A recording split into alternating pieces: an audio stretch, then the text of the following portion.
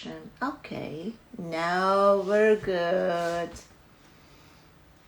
Hi everyone. Hi Varys.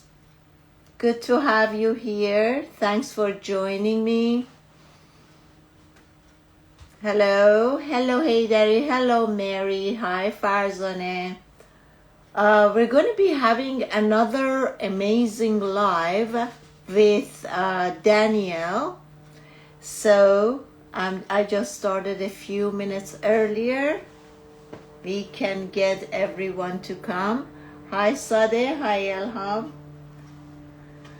It's great to join. By the way guys, I just wanted to let you know that this is day one for our 21-day challenge, which we're going to really get deep down into achieving our goals with our perfect physical body. Is everyone on this 21-day challenge? Hello Lale, hello. So basically, it doesn't matter how old we are being committed to take this journey challenge for 21 days, which is what, guys? We're just gonna do our daily exercise. We're gonna eat healthy. And we have to change our mindset, right? We shouldn't be thinking that we're depriving ourselves by this challenge, because the majority of time what happens, I was actually talking to Sar this morning, whether it's about addictions or whether it's about eating healthy or exercising every day, what happens the majority of time, we are thinking that, oh, I'm gonna lose something. I'm depriving myself by eating healthy or not eating the junk that I want, or I'm depriving myself for being committed to exercise, and it's hard, and it's like, how can I commit every day? So these are all the conversation that's going on in our mind and ego. Therefore, I want us all to really understand that this commitment is not about losing something, whether it's losing our freedom, losing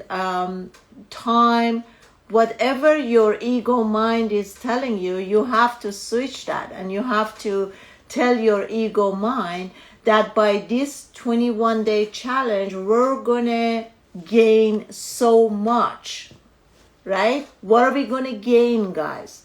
We're gonna gain confidence, because if we're showing up every single day and we're working out, moving our body, we're gonna have more energy. By eating healthier, having better choice of food, and even fasting, whether we're fasting for 12 hours or for 16 or 18 hours, we are gaining more self-confidence. Every day we tap ourselves in the back and say, congratulations, you have fasted 12 hours, 16 hours, 18 hours.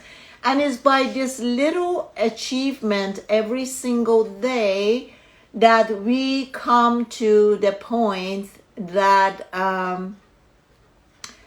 we gain more and more self-confidence. We believe in ourselves more, right?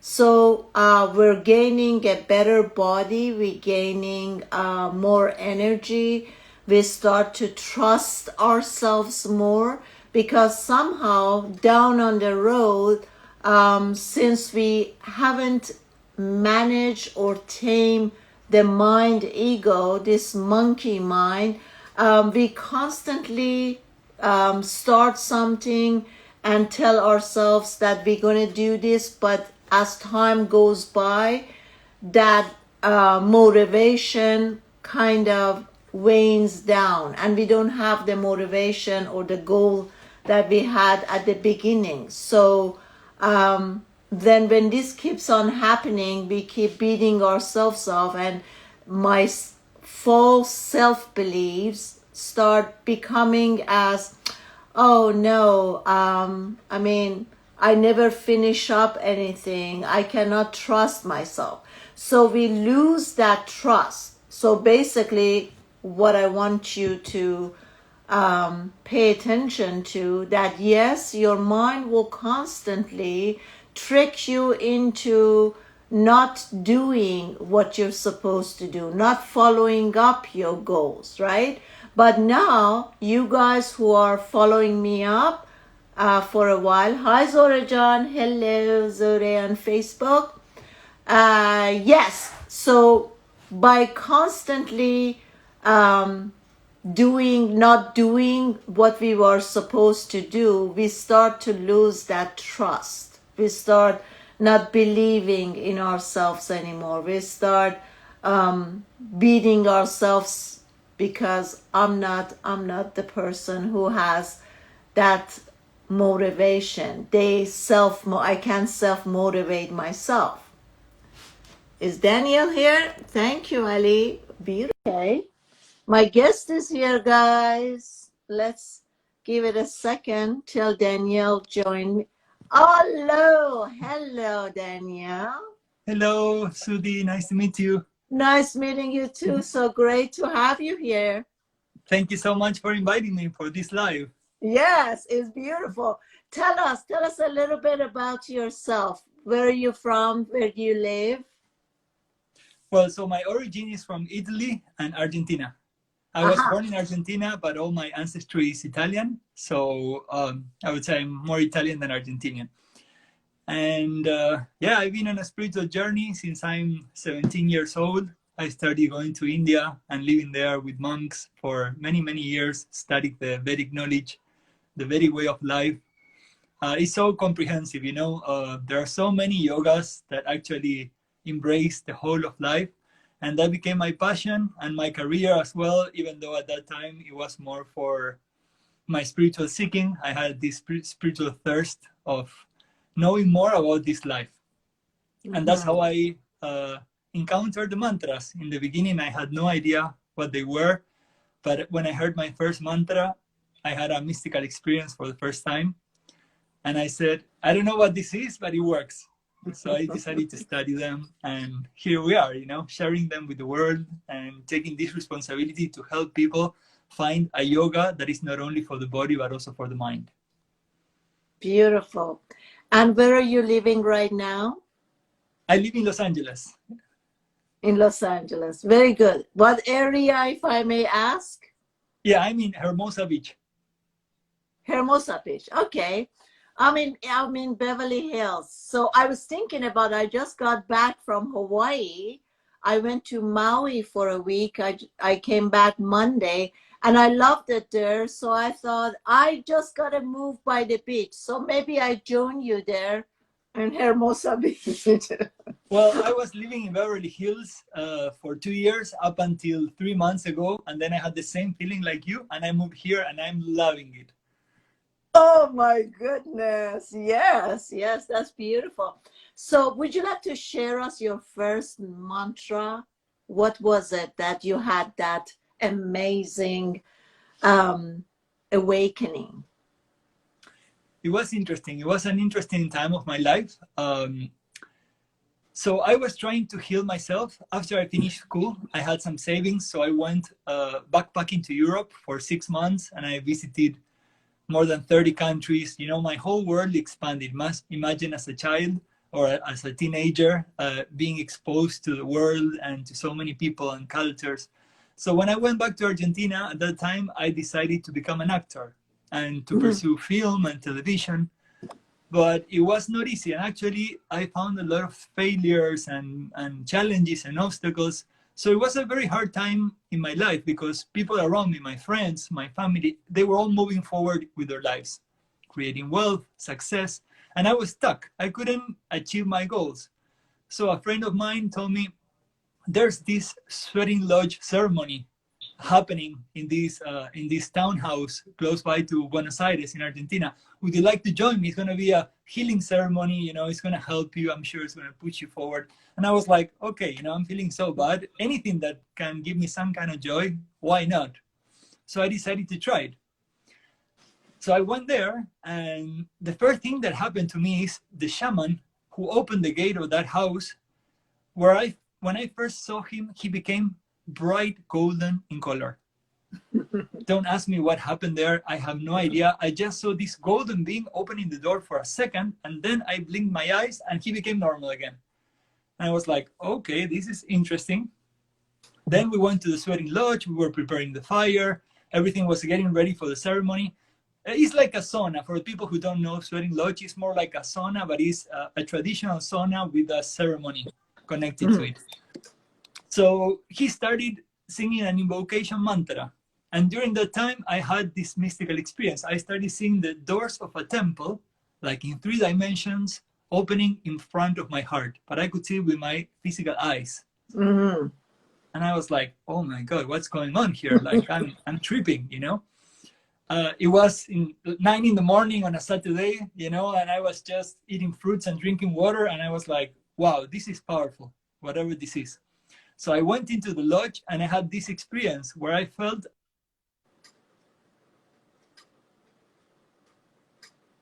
Daniel, I'm sorry, we lost your voice, love. Okay, you're back. Mm-hmm. Yeah, sorry, I just got. So I had this experience where I saw myself as a light coming into a physical body, living a physical experience that will extend like a ripple of vibration. And then the same light went back to the source where it was coming from. Everything happened, let's say, in 10 seconds, but that felt more real than my whole life. Mm-hmm. And I noticed that that ripple of vibration was music.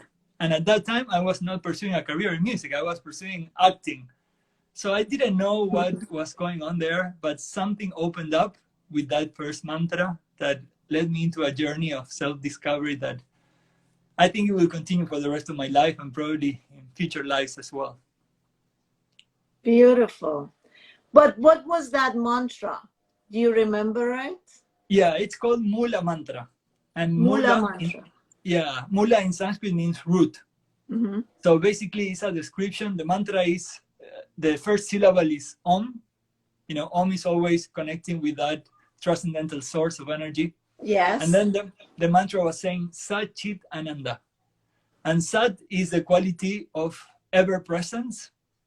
Like when we think of God as omnipresent, we say Sat in Sanskrit. It's like he or she or it, whatever it is everywhere at the same time. Then Chit has to do with the consciousness and the intelligence that is emanating from consciousness. And Ananda is the quality of bliss. Life or experience of life itself is pure bliss. Then the mantra continues saying Para Brahma. So when we talk about Brahma, is beyond qualities. Brahma is one of the 3 main pillars in Hindu tradition, where they talk about the creator, but the creator of in the sense that is formless. You know, Brahma is formless in nature.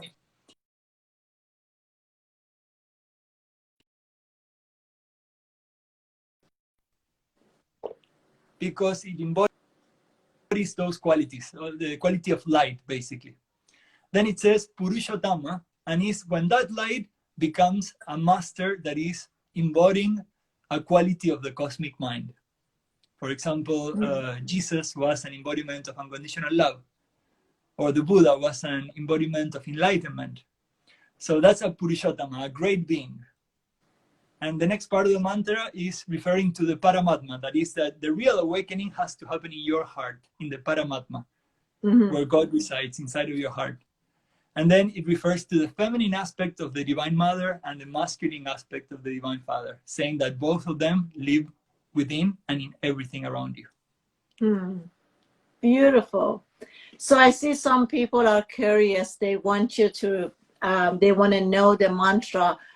Relax, guys. After we finish, you can check Daniel's side and he will probably have it, or he would give it to us and we can share it with you guys. So let us all not get distracted right now and stay very present.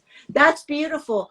I have a question for you because I also pursued my acting, and that was like I wasn't young anymore. I mean, when I left Iran, I was a teenager, and then I wanted to, get into business, making money because I didn't want my mom to send me money or anything.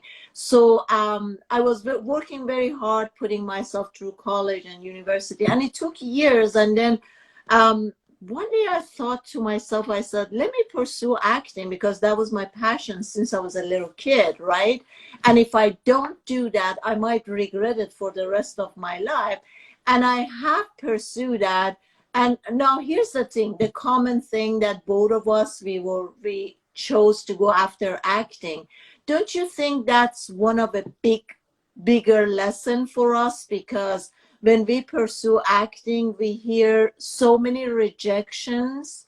There are so many no's, and your self-confidence, because I remember I used to go for an audition, my agent will submit me, and as I would walk in there, I felt so bad. I felt so anxious. I even got to the point that I felt nauseous. And when you see like 200, 500 other beautiful girls, and you get into that, your programming, the app kicks in that you're not good enough, and they're much younger and they're much prettier, and then you start beating yourself up. Why did I started so late? I should have started when I was 18 or 19.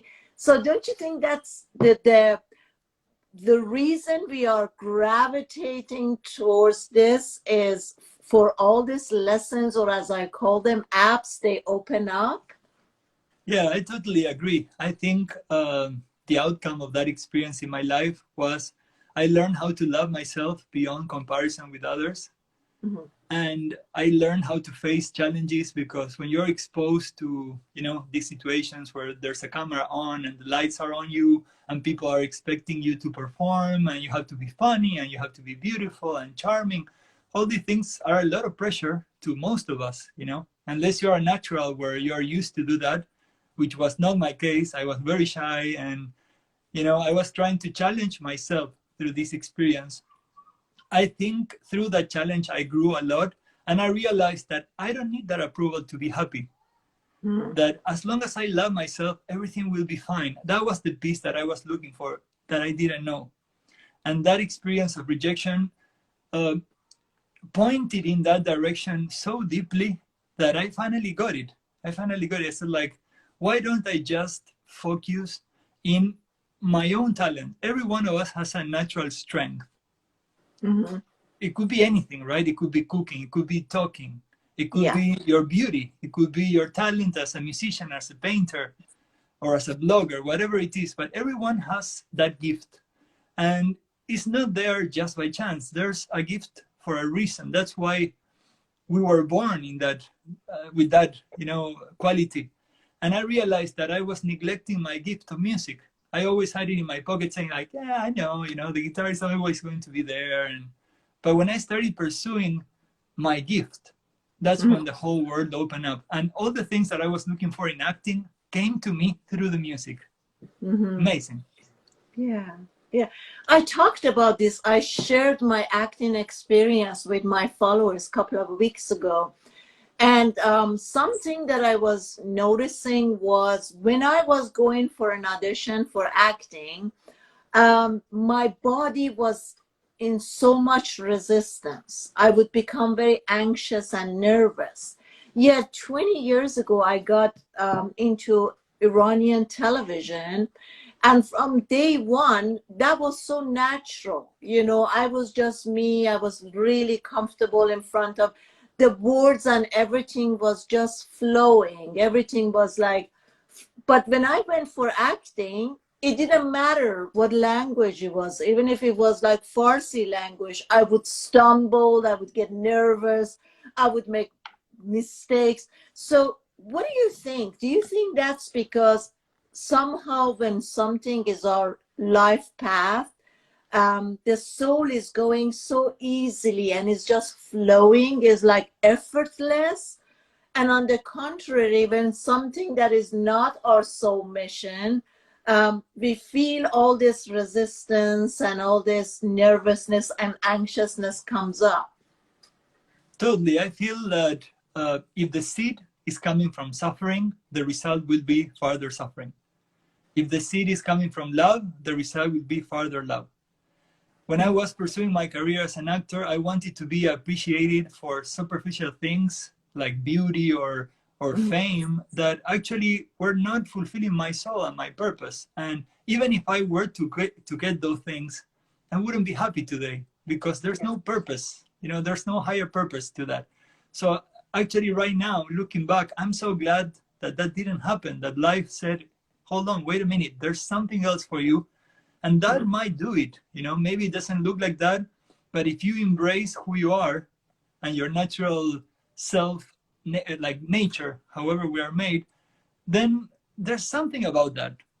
And for me, singing is coming out of love. I started singing mantras out of an expression of gratitude because of all these experiences that I was having. And I never thought about pursuing a journey as a mantra singer because, I mean, I had no goal besides sharing my joy, you know, with my friends. It all started around these fire pits with my friends after a sweating lodge ceremony. We were singing and dancing, and that started expanding more and more and more. And after a while, I realized I was doing this all over the world and traveling and expanding this consciousness. Yeah, yeah, I hear you. So, how old were you when you moved to India? Well, I started traveling to India around the age of 21. And then I Yeah. kept on going year after year. And then I stayed living there in the ashram where I was studying with my gurus for 2 years, living side by side with the monks. I was working there and assisting them, you know, the rituals and ceremonies and office work. This spiritual center had students from more than 30 countries all over the world. It was a massive movement at the time. And it was a great experience because unknowingly I was building a network of contacts all over the world. And then when I decided to start singing, everything was there for me. I just had to send a couple of emails and I had a world tour, you know? Yeah. So you mentioned, Danielle, that you thought that you have to go after your healing. What was in you? What, or if I can say, what did you find wrong about you, or what wound that you felt like you have to go and heal yourself? Well, this is an interesting question because in my family, I'm the fourth. And actually, I have two sisters before me. And the first one was a brother that passed away when he was a little baby, only 2 years old. And he was the cutest thing ever. Already by the time he was 9 months old, he was in the cover of magazines. He was blonde with blue eyes. My dad is from German origin, so he had blue eyes and blonde. So he was the cutest baby. And for some reason unknown, he died when he was 2. And my parents got a big shock. And it took them many, many years to recover from that. So the next baby they had was a girl. The third one already was a girl. And then that's me. You know, I came when my mom was already around 40 years old. It was very different to when she was 20. And again, a boy is coming. So the first thing she got in her head is, oh my God, this baby that I lost is coming back.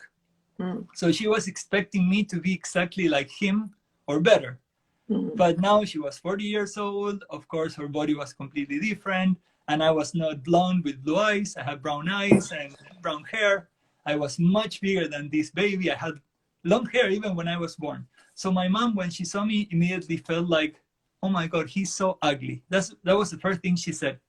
I mean, she didn't want to hurt me, but you know, the first words that you hear in your life create an imprint in your consciousness because either you feel loved, embraced, or rejected, or anything in between. So I felt this rejection because of my image. Somehow I couldn't fulfill an expectation right from the beginning. So I didn't know about this, but I was carrying this pain in my unconscious. And then around 18 years old, that's when I started pursuing my acting. I realized that I had this need to be loved by my image. I wanted people to say, "You're beautiful." And that would make me feel like, "Oh, thank you. Thank you for saying that." Mm-hmm. And when I realized that because I was coming from a place of pain where I felt rejected, all I was finding out there was further rejection. That rejection reached a point where it just broke in a sense that enough was enough, you know?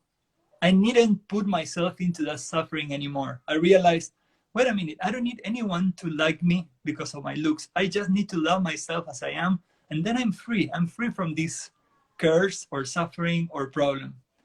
And that's how it happened. I realized this is it, you know, it's fine. I'm good to go. I'm free Yeah, from this. yeah, I hear you. So, what makes a 21-year-old to come up with that conclusion that I have to tour the whole Europe, go to Argentina, or I have to go to India? What's that part that's leading Danielle at that age? I think it's suffering, you know. They say one of the prerequisites for a transformation in your life or an awakening is suffering. If you have suffered enough and you're ready for a change, life will give it to you.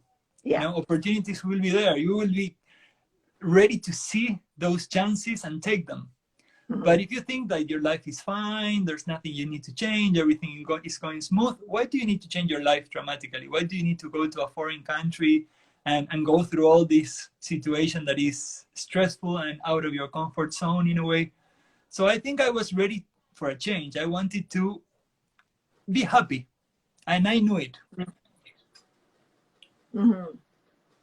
So I have a lot of followers who are very young. Luckily, I get people who are starting from age 10 or 11 who are following me. As you and I know, that the new generation, they have come up with totally different DNA and they're awakened as they're born, right? So um, my question is, what do you think is difference between this generation and like our generation, which we are? What is it? Because it kind of, I talk about this a lot because I do a lot of coaching session, and there is a huge gap between the young generation and the old generation. So what do you think that is? Well, honestly, I really think we need each other because I meet a lot of young uh, children, maybe in their 20s, and they are completely ready for the new world, but the new world is not yet here. And they are struggling to insert themselves in the old structures, and they feel aloof and they start feeling not understood. They have problems with their parents, and they don't find the right company or other friends who are into the same thing, so they feel lost. And then they send it to, I don't know, I have consultations or I meet them, and I totally understand where they are coming from. They are ready for the new world, and they don't know how to live in this world because they don't have the software or the hardware to live in this old paradigm where there is suffering and lies and darkness. They're like, what is this? Where am I? What is this planet? How did I land up here? You know? And we have been through both. We were born in a time where spirituality was not the trend, maybe, you know, at least not massively. And we had Yeah. to learn to nurture this little sprout or this little seed among a lot of people who were skeptical, who were criticizing our ways of life. We were going through changes that we couldn't understand, and no one could explain to us what was happening to us. So we actually became very resilient to all this process, and we learned how to keep the fire alive in the middle of the storm. Mhm. And when we teach that to them, they find a place for themselves in this world. And then they will carry that flame onto the new generation, into higher peaks, because they are ready for that and they have all that energy and they are younger. And we actually prepared the ground for them to even go to the next level. So it's like everything, you know, ancestrally, uh, children were given to the grandparents to be taught and to be educated, because grandparents knew the hurdles of the world. They had wisdom. They went beyond, you know, personal needs, and they became selfless Of course, we lost that in this culture because we became so materialistic that our ancestral knowledge and wisdom in many countries has been lost. But some people still kept it alive. You know, the elders still have that wisdom, and they would educate the new generations so that they could bring together the best of both worlds. Mm-hmm. Okay. So, as I hear you, you're saying that the new world is not here yet. It's not yet. No, it's in a transition. It's the dawn. It's the light is coming out, but we are not seeing the sun full-fledged. We are seeing just some sparks of light crossing the horizon, crossing the darkness, basically. Mm-hmm. Do you have any time frame for I think in when? the next 30 years. Oh, you have just disappointed a lot of people now. Because as you know, a lot of us believe that the new age is already here and we're just adjusting ourselves. So you're thinking we have another 30 years to fully move to age of Aquarius? I think so. You know, everything, especially when ages are changing, it's a process. It's not a one-day affair. It's not a year's thing. It's a process, a gradual process of transformation, and things need to change. It's like heating water on the pan. You don't put the Mm-hmm. water on the pan and the water is boiling. You know, it takes some time till it gathers enough energy for those bubbles to start popping up. And we are starting to feel the heat, and it's already started, but the bubbles are not yet coming up. We don't see the education or the politics or the whole world around us, the economic system or the environment. It's not yet there. You know, we're in the journey of right now seeing the problems with the old structures and trying to come up with more creative solutions that are more holistic, more sensitive. People are still not living in a cooperation mode. We are still competing among each other. So everyone is basically trying to build for themselves. And yet we need to move into a state where we are building for humanity. Mm-hmm. I would like to see countries that are wealthy helping countries that are poor, you know, just for the sake of love, not for the sake of dominance or for the Yeah. sake of getting them in debt. And we're not there yet, you know. Mm-hmm. Yeah, I hear you. So for a Okay. full transformation, I feel like for something really big to happen, like really wake up to a world that is paradise, I think it would take a little bit of time. So what would you say is every individual's part to make this transition happen quicker? The first and most important thing is to recognize the power that you have as a co-creator of this reality. Mm-hmm. If you think that you have no power or you're a victim or you're just an spectator of what's going on out there, then you haven't awakened yet. Because how you see this world is what this world is going to be, what is going to become out of this world. If we have enough individuals envisioning a paradise on earth, the paradise will come because we will make it happen. But if there's no vision, it's not going to pop up out of nowhere. You know, we need to create it. Mm. And the second one is to find your gift and how to insert it into this crazy world. How can you offer who you are in this world for the sake of others? Being Mm. other-centered instead of self-centered. Mm. When you're other-centered, the most amazing thing is that everything that you need for yourself is given. We think, oh, but if I give everything away for the sake of others, then I won't have anything with me. You know, how will I get what I need? Well, actually, by giving it, you will receive much more. But people need to realize that. It goes beyond Mm. a concept or a nice philosophy. People need to start living with an attitude of service.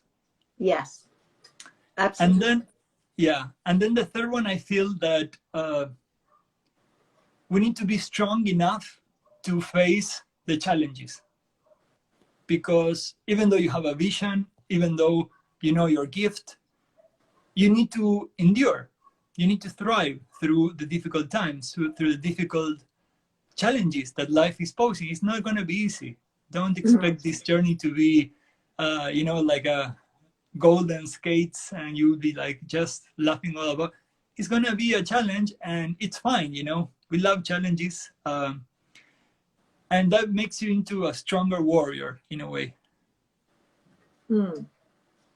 Yeah. So, Danny, I often talk about this, that I never had a guru or a teacher to walk me through this path.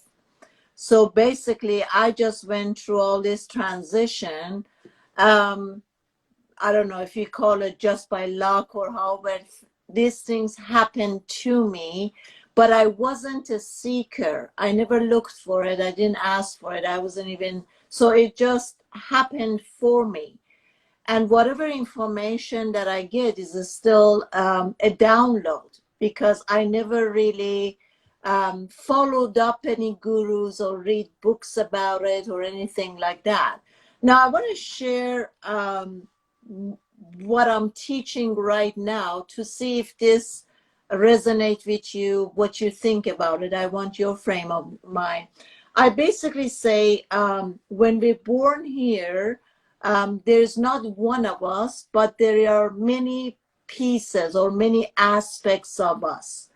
And then just to look through that lens that this is who I am is very, it becomes very egoistic, or it becomes very self-centered, because I can be so many characters. I can really be the good guy, and I can be the dominant energy. I can switch at time and become the victim. And at every moment, I can be so many characters. So, but I said, just to make it very simple, let's say that I'm born as a twin. And I often say, I said, imagine like if we divide ourselves into two halves, the right part is the mind, and the ego is behind this camera or through this lens. And on the left side is the heart, and the soul is operating that camera and that lens. So if I'm constantly aware of what part am I coming from, that would be a tools for me to make that transition to a higher dimension quicker. Because when I'm aware that, okay, the thinking machine, the mind is a thinking machine, and it's constantly attracting thoughts, and it depends on the habitual frame of it. It could attract more negative and more lower vibration thoughts, or it could be more like happier, joyful thoughts. So if I'm coming from this part, I'm constantly aware that what kind of thoughts am I connecting to or attracting to. And then eventually, because at the beginning we feel hopeless, or we think we have no control over this thinking machine, and we have to believe everything that is saying or whatever. So a part of awareness for me has been that to recognizing the ego and all the aspects of the ego, and understanding how powerful the mind is, and knowing that this machine is so super smart and complicated. I studied a lot about psychology, and I started reading, I'm a coach now. So behavioral therapy, and then all of these things. So would you say this would be helpful as a tools if I'm realizing this part, and then I'm also recognizing my other part, which my heart is 100 times more powerful, and there is no judgmental coming through this lens of heart, because for heart and soul everything is understood. I'm in a piece of bliss, I'm agreeing, I am like into this flow of knowing and understanding. I don't need to achieve anything, I don't need to become anything, I am not even wounded, so I don't need to look to be healed or anything like that. Just to distinguish these two movies, which is going to be very different in reality, or the film that we're making. What do you think about this? I think it's a great way of saying it, and I agree completely. Um, we are consciousness, we are not the mind. We have identified with the mind, and the mind is a computer, a biocomputer that is triggering personalities according to sensory stimulus. So if I hear a word, that might trigger a fear, and that might trigger a personality that is connected to that fear. And then I start thinking in that wavelength for a while, and I assume a body posture when I feel like that. And if I'm able to become a witness to what is happening to my body and to my emotions and to my mind, that is the hard side of things. You don't judge it because it's there, right? It's happening. Why would you judge it? It's just there. Then you naturally find yourself out of that experience. It's like that charge is consumed. That's what babies do. You know, they are hungry and they scream and they cry. They feel the pain of hunger, and then it's gone. They don't get stuck with it. They don't think about it. They don't make a story out of it. So we have that quality too as adults, but we unfortunately became entangled with story making and mini making, and we create all this drama that is like a whole Hollywood movie inside of us about our past and about who we are and where we are going, and it's all coming from insatisfaction because we are not happy where we are and we want to become something, and that is always changing. It's dynamic. It's not fixed. It's not that once you get there you'll be happy. No, again you will find something else to become. So you said it very well. You said the mind is becoming, the heart is being. The mind is insatisfaction, the heart is satisfaction. It's no judgment, nowhere to go, just pure love. So I think that consciousness manifests through the heart as love into life. So I have a question for you, because I often hear this. What do we do with the part of us we know is coming from the ego mind that cannot believe that if you just sit down and be fully present in this moment, there's nothing to do and nowhere to go? A lot of people are like, how can I accept that? Then what's going to happen? Where is my rent coming from? What do you have to say to that? I think that one part shouldn't deny the other. You know, we are still operational at the level of your life. You need to handle your life somehow. You know, we wake up, we take a shower, we eat something. Like, that's going to happen one way or the other. Whether you're enlightened or not, life will continue, you know, and that's fine. That's great. You will still be doing something, probably something that you love to do, and getting a reward from it. You know, naturally, an awakened person in my eyes is a person that flows with life without suffering. How would it be if you were doing what you love and you will be rewarded by that, and you are in peace with that, and you have peace in your relationships? You are able to express your higher self and bring love into your relationships, and then you can sit quietly and go into the depth of who you are. That's what I call an enlightened life. It's so ordinary. We think enlightening is something like, oh my God, people are going to start fainting in my presence and a halo is going to come out of my head. But it's actually, most of the people are living a not ordinary life because they are suffering all the time, and our bodies are not wired to experience that much pain. We are wired to be joyful. We are bliss. Little babies are bliss. When you look at them, they're all the time giggling for nothing. You know, they're just happy. You leave them in the cradle for a whole day, they don't even get bored because there's no mind. They're just experiencing everything as new all the time, every single moment. So when you live the life of the senses, I have a distinction here. I call the life of the mind when there is a story going and an inner dialogue. And the life of the senses is when you're just completely present to whatever your senses perceive without the interference of the mind. So if you look at a baby, before the baby is 2 years old approximately, if you talk to the baby, the hearing becomes everything. If you show a little toy, you know, a little airplane, the baby looks at it, it's like there's nothing else, you know, that's everything. Hears a sound, the sound becomes everything. So actually the yogis were saying that when you're able to experience your senses completely, you arrive to infinite bliss.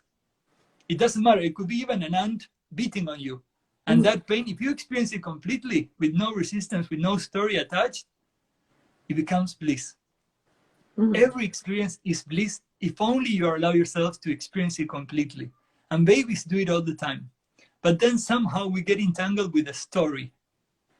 And that's when we separate from the experience. Instead of living it and feeling it, we start commenting on it.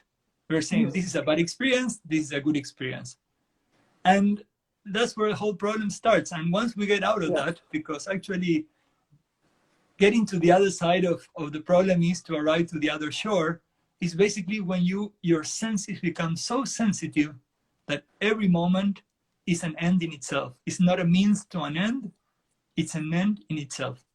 And that's it. What is there to life? When someone was asking the Buddha, Master, what is enlightenment? And he was walking in the garden. He said, well, enlightenment is to walk in the garden. And the disciple said, oh, okay, I got it.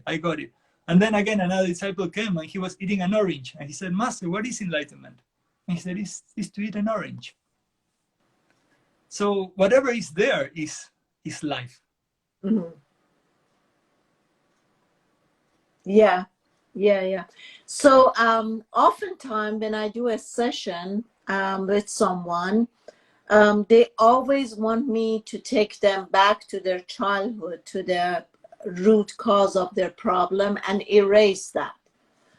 And oftentimes I would say, in awareness, everything dissolves. And I say, instead of us going back there, because whatever we'll look for, we will see more of, right?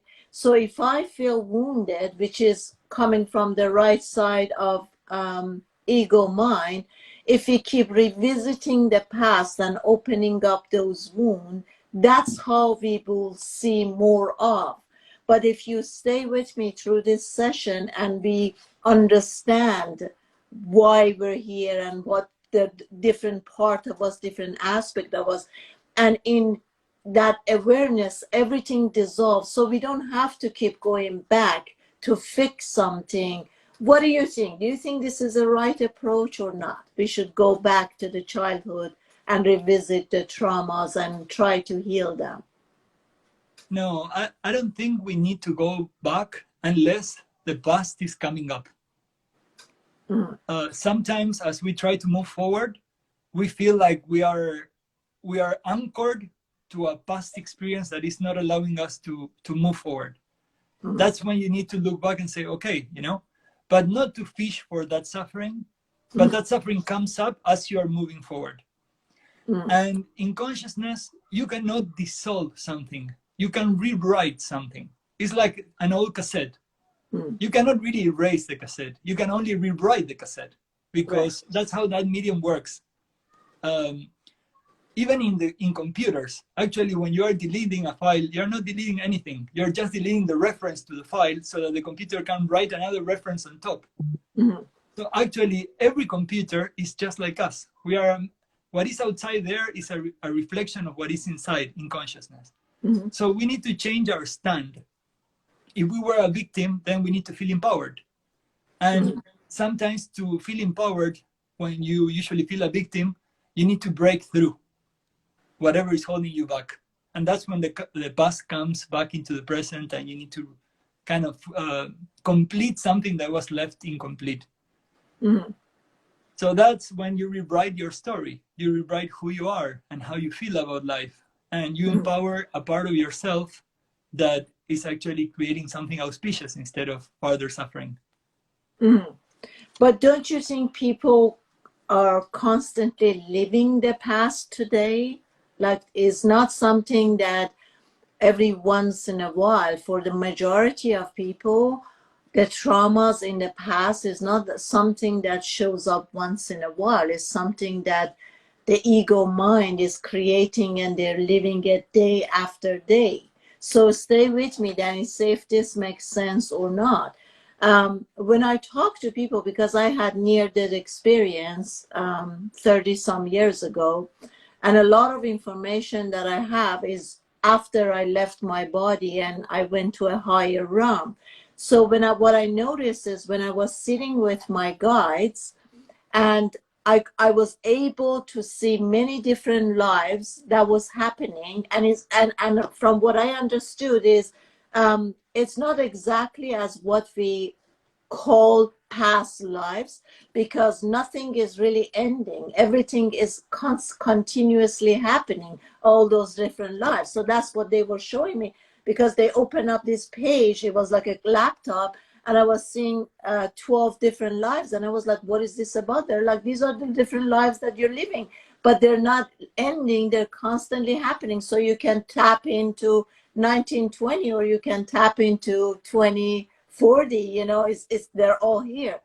But what I understood is that as souls, we choose each time as we come here, we choose our lessons, which classes we're going to take. And then, according to the classes that we choose to experience a different experience, then everybody shows up in our movie. The father who's going to play that the best in that role, and the mother. So when I tell this in my session to people, that your soul has chosen every scenario or traumas, then all of a sudden it's like there's this click that people move from empowerment, victimhood, that something has happened to them, rather than, oh, I have chosen this. It's a different energy. They become, oh, sometimes they argue, like, how would I know, or how do you know, or whatever.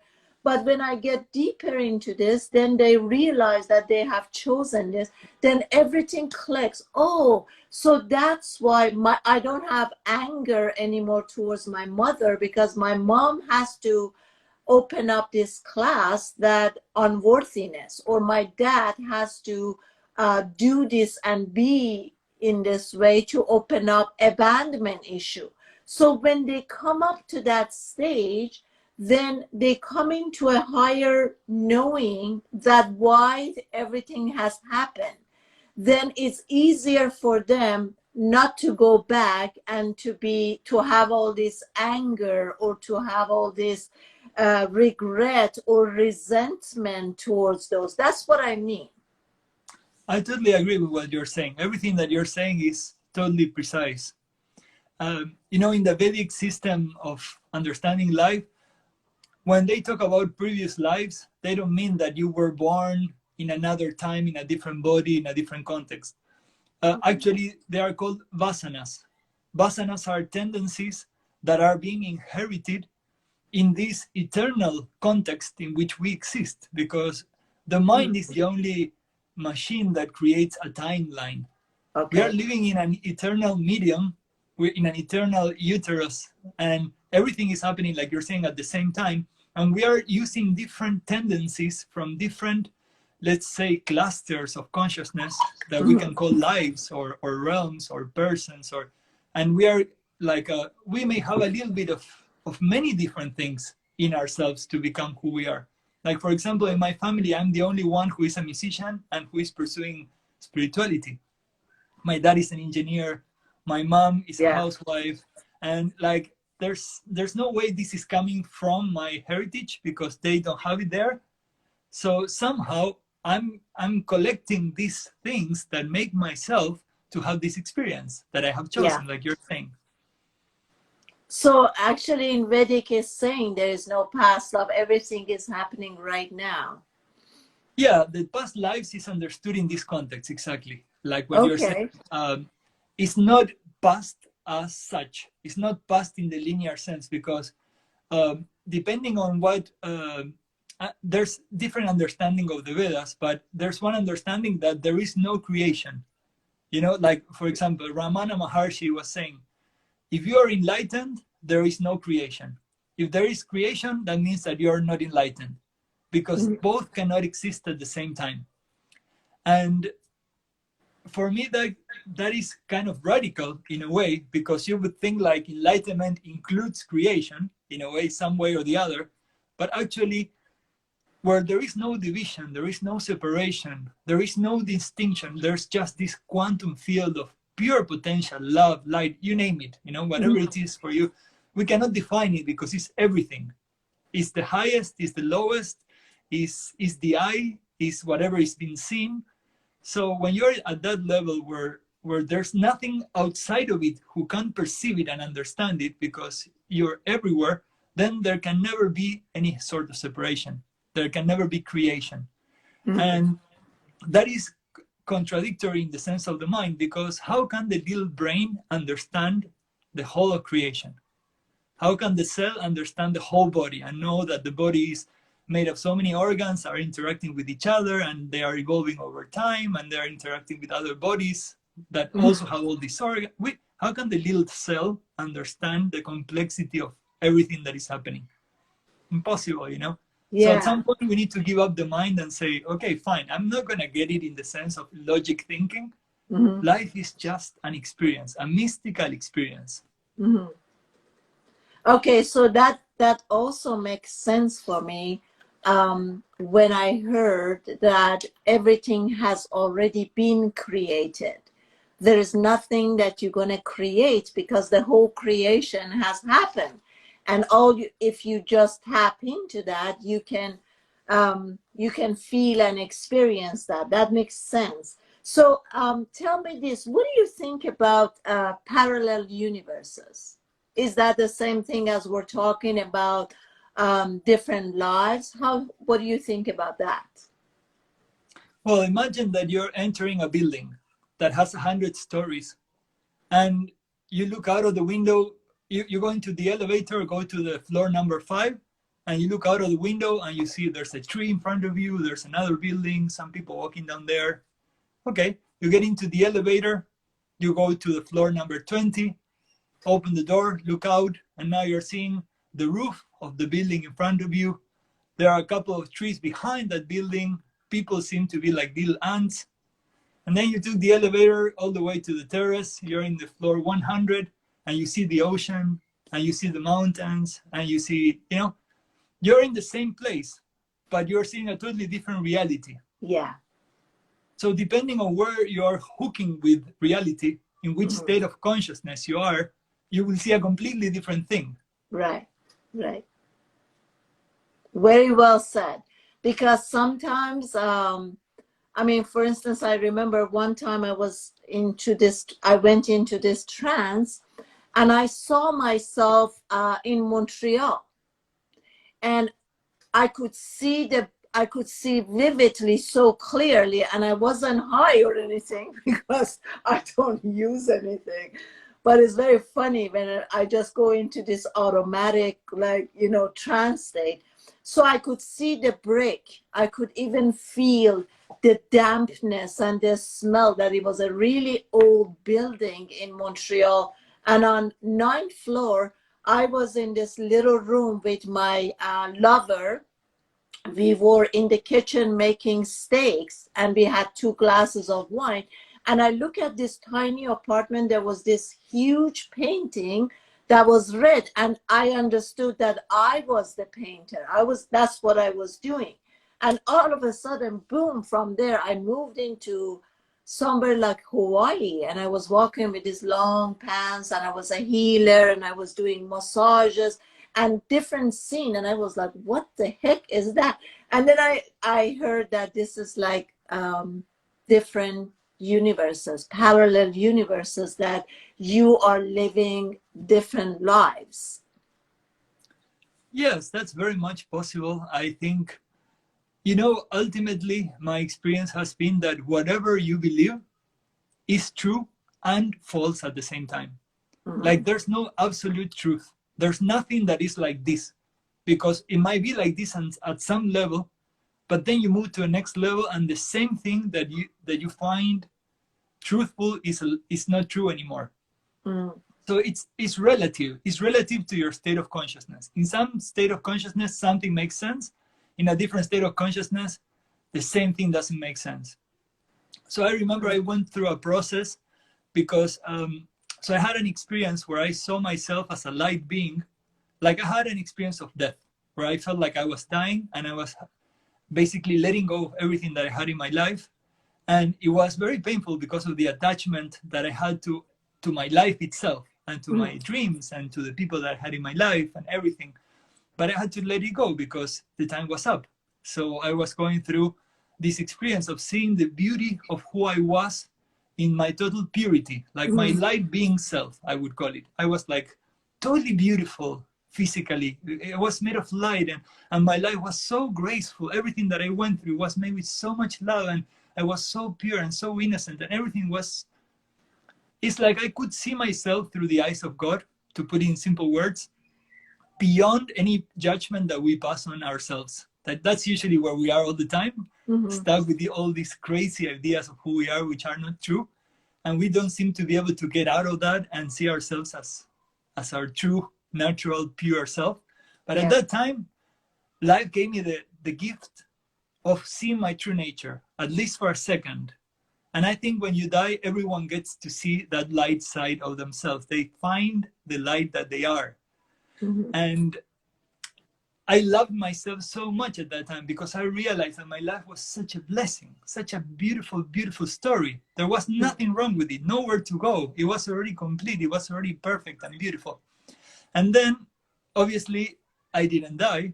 I came back to my body, and I made a prayer that I wanted to see what was behind that light being.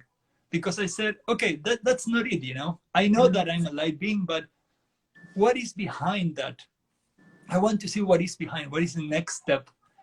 And then I had another experience that followed up to that one. And in that experience, I would see everything as sacred geometry. The whole world became sacred geometry. But everything that I was seeing was so mesmerizing. But my voice of consciousness was saying, this is not true. What you're seeing is not true. Nothing that you see out there really is there. So you need to stay in the truth that all this is just a projection of yourself. Whatever you believe is happening. Whatever you believe is the truth. It's just a projection of what you want to find out there. But there's nothing out there. So I had the experience that I was telling you before, that there was no creation. Yeah. So that's what I would say. It's true, and at the same time, it's relative. Have you ever used psychedelics? Yeah, I had experience with psychedelics in my early parts of the journey. What did you use? I tried ayahuasca. I did too. Yeah, it was amazing. And it was actually during a time where I was doing a lot of yoga. I was living in this ashram in India, and I had to renew my visa in Bali. So I could spend there a month while I was waiting for the process to happen. And one of my friends invited me to a ceremony. And during the experience, I was seeing the effects of yoga in my whole body and consciousness. And I realized that I really didn't need anything else because I was in the right path. And it was just a matter of deepening my connection to my practice and to my spiritual journey. But I didn't rule out that that was really helpful for other people who might need it to see themselves in a different light. You know, every path is so unique, and you need to follow your heart, you know, what is for you and where to go from where you are. I believe that's something that will bring you stability and will ground you and will make you feel more powerful on the level of health and love. That's the way to go, you know. However you get there, if it's through psychedelics or through yoga, it's up to the individual. You know, I respect all those paths. Yeah. We have a question coming in. What do you think about LSD? Well, I really never really wanted to go much into that, because at the time that I was a teenager and my friends were doing it, I decided that I wanted to go into meditation very strongly at that time. So I didn't really experiment it much with LSD or drugs itself. I was just not interested, you know, at that time. And right now, I think I'm committed to my path.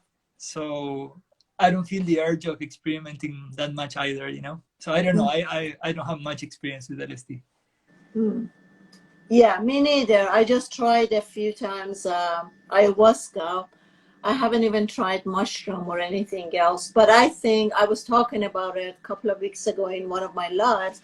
And I said, when you use it, you got to make sure that you're using it through some professional, because many things can happen at that time, and you're so vulnerable, and so much thing comes up. So you better make sure that you're doing it with the professional, whether it's a shaman or, I mean, I went to Peru and I did a couple of ayahuasca journeys with the shamans in Peru. I also did it with shaman here in LA a few years back.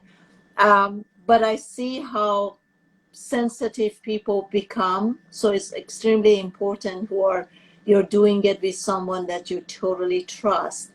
I was doing a session yesterday.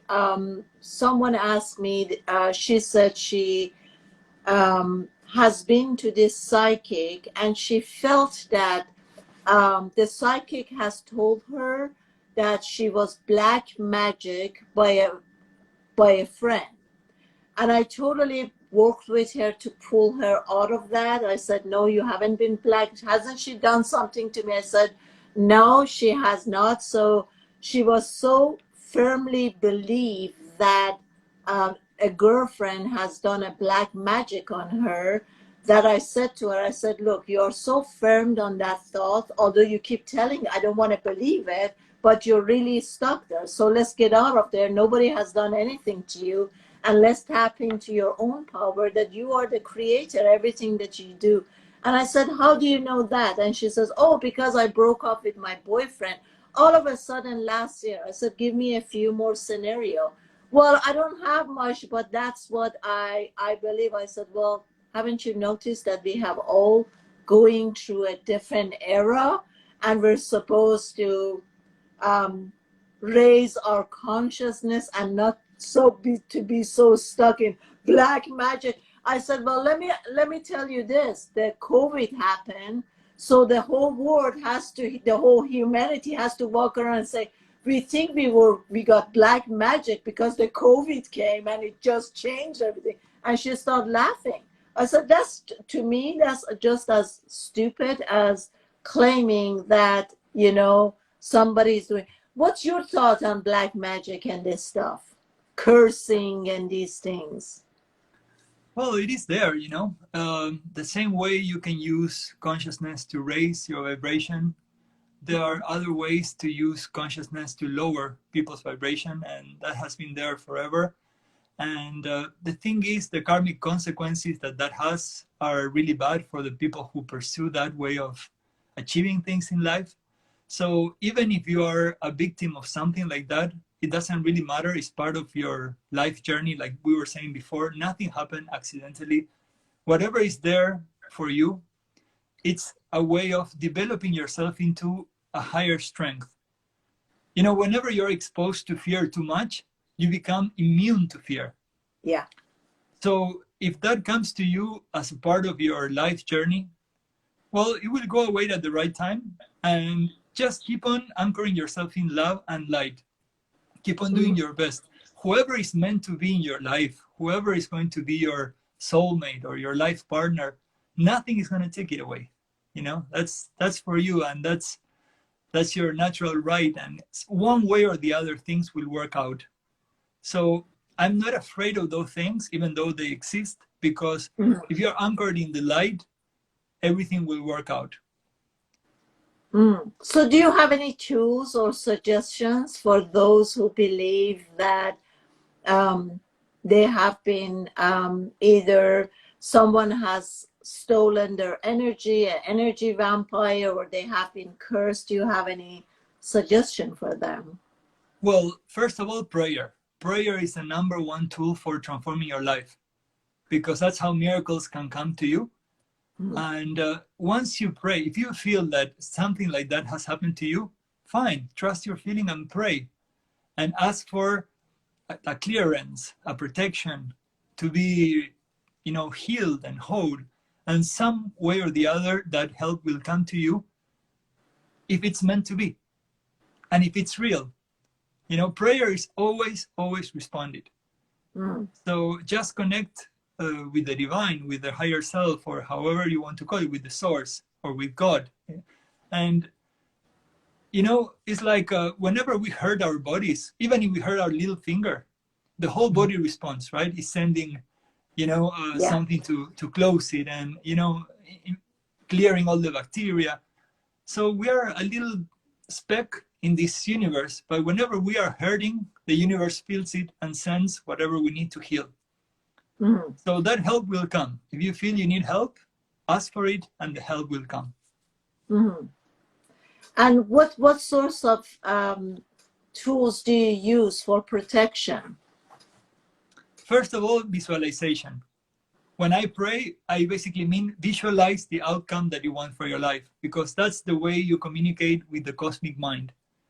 The cosmic mind can sense images, not so much words. Mm-hmm. Eventually, words create images.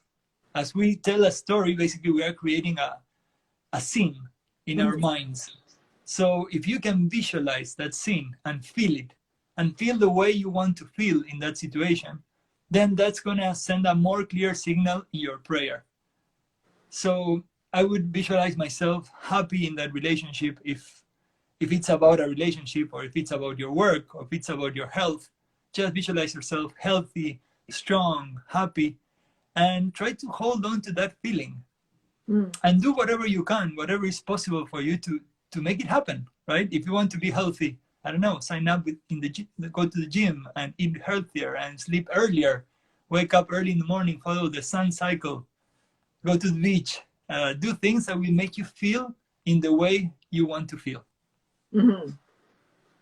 So, do you believe we can use angels, especially Angel Michael, for protection? Yes, exactly. Yeah. Angels are a great way of protection, and you can visualize yourself inside of a golden orb. Mm-hmm. In the Vedic tradition, it's believed that everything comes out of a golden egg. The whole of creation. It's not the Big Bang, it's a consciousness in its most pure form. It becomes like a golden egg where everything ebbs from. And it's a powerful visualization to feel yourself surrounded by golden light inside of a golden orb. And that won't allow any darkness to come into you. But whenever there's a thunderstorm, or whenever there's a lot of electrical activity, usually that golden orb vanishes. So you need to create it again. Mm-hmm. So every now and then you keep on visualizing that you're inside of this pure uterus of golden light. Mm-hmm. Beautiful. So we're almost come to the end, Danny. I want to thank you so much, but also let us know, how does your music, how can people use your music? Well, so we know the benefits of yoga. Whenever we practice asana, we know that the body becomes more flexible. You become stronger. You can rest better. You can eat healthier. It's like everything falls into place. Mm-hmm. So mantra is the kind of yoga that we use for the mind. Mm-hmm. Mantras are connected with the pure columns or pillars of the cosmic mind. And as we move away from it, the mind starts becoming complicated. Let's look at as a child. In the beginning, we were so simple, so straightforward, so honest. Yeah. And then we became adults and we became so complex, so intricate, and so we lost that purity of the mind. And if you can get that back, everything will work out for you, and you will feel so liberated from the burden of this story that we carry. So mantras connect you with the pure mind that is within you. And as you hear the chants, those vibrations, basically all our DNA in all our body is like an antenna. The brain is not the only antenna that perceives thought. The whole body perceives thought as vibration. And the DNA is all connected in a network that is processed in the brain, that is like the microprocessor of your computer. And then we come up with images, sounds. We interpret these signals internally. So when you hear mantras, those vibrations are absorbed into your unconscious mind, and they create an input that it triggers auspicious things, auspicious thoughts, and auspicious feelings. Now, if you're able to sing it along, it's even much better because you're the source of that vibration that not only will modulate your own mind, but you will send out that vibration into your surroundings. Mm-hmm. You're using the principle of karma to your advantage, basically, because you're sending out an auspicious, positive signal into the world. So that will fasten the process even more because now you're a generator of positive vibes, not only a receptor. Mm-hmm. So I encourage people to hear the chants. I have a lot of music out there for free, and also to learn the chants and sing along with me. Mm-hmm. Some of the mantras are too complex because I like to tap into more advanced mantras because they are very surgical what they do. Mm-hmm. It's very different to sing a very simple mantra than to sing a very complex mantra. Let's say it's like a surgery, you know, if the procedure is very complex, it's different to a simple surgery that maybe take a little bit something out of the skin or something that is superficial. Yeah. So I know that most of the people won't be able to learn the complex mantras. That's why I put them inside of a song Mm-hmm. that they will like, because that will entertain the mind, and the mind will be ready to receive those signals in the form of entertainment. Mm-hmm. But actually, it's music beyond entertainment. It's going to trigger an auspicious process within. So I do both kind of chants, simple chants for people to sing along with me and to be able to learn something and use it whenever they need it, and also more complex chants for these surgical, in-depth transformations. Mm-hmm. And also, I encourage people to take an intention before chanting or listening to a mantra, because this universe is guided by purpose. Yeah. And if you don't have a purpose, it's like jumping into the ocean and waiting for the waves to move you around. Mm-hmm. You can land up anywhere, you know. If the waves go inside of the ocean, you will land up in the middle. But if you know where you want to swim to, it's different because you're moving in that direction and you're using whatever you have around you to push you forward. Mm-hmm. So now that you're saying this, what would be the difference between trusting the universe, surrendering, rather than having an intention and knowing where you're going? Well, I would say both. Mm-hmm. You should have an intention, but you should always be open to the best outcome. Mm-hmm. Maybe the best outcome is not what you want. So how do we know? We don't know anything, really. We don't know that what I want, let's say I want a beautiful house with 5 bedrooms and overlooking the ocean. Yeah. And I said, I want that. And finally I get it. And then I move into that place and I start fighting and and then my whole life collapses. And then the outcome is terrible, you know? So I don't know what's going to happen if I get what I want. So I leave it up to the universe to decide whether that is going to bring me happiness or not. But still, I do my part. That is, okay, this is what I think I want. I'm going for it. Got it. Beautiful. Danny, if we want to purchase something from you, what do you have for purchasing? So I have a website in Bandcamp that is to support my music, basically. All the music is in YouTube and Spotify for free. But if you would like to download a mantra, you can choose how much you want to donate. It could be $1, $2, $5. Some people even donate $15. And that helps me to produce more music and to keep this train of mantras, and awakening through music, how I call it, to keep going, Okay. So it's danielbellone.bandcamp.com. That's my website out there. They can also go to my website, danielbellone.com, and if they go into the music section, they will be led to the Bandcamp. Okay, great. So we're paying donations to download the mantras. Exactly. Yes. Yeah, because we wanna exchange the energy. So we want somehow, since you were kind enough to come and do a live together, we also want to give something in return. That's beautiful. Okay, people, don't forget to go to Daniel's website and purchase and donate whatever you guys want to do. It was a pleasure having you here, Danny. I'm sure we can talk since we are kind of close to. We can catch up and talk sometimes. And thank you so much. Thank you so much, Sudi. This was beautiful, really wonderful to connect with you and your audience. And let's do it again anytime. Yeah, I'm looking forward to it. We shall do it. Bye bye. Bye Thanks, bye. Thank Danny. you. Thank you, there. Bye, everyone. Bye, everyone. Bye bye. See you guys soon.